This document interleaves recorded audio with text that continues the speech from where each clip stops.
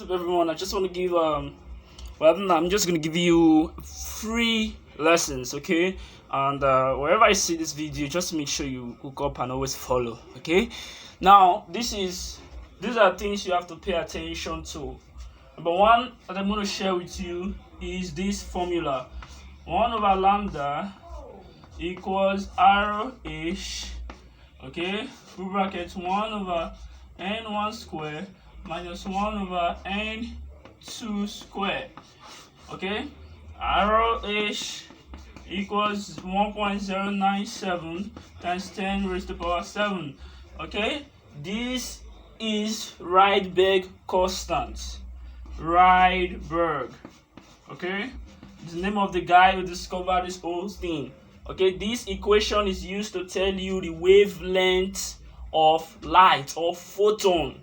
When electrons jump, okay, during excitation, photons are being given off.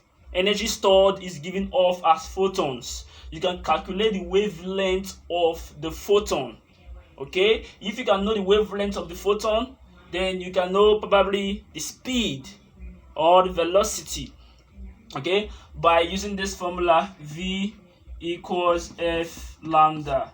Okay, so with the help, if you can calculate the wavelength of the photon that was given off, and you know the speed of light is 3 times 10 raised to the power 8, okay, then you will be able to know the frequency of the photon that was given off during the excitation of the atom. Okay, so that is the use of this formula.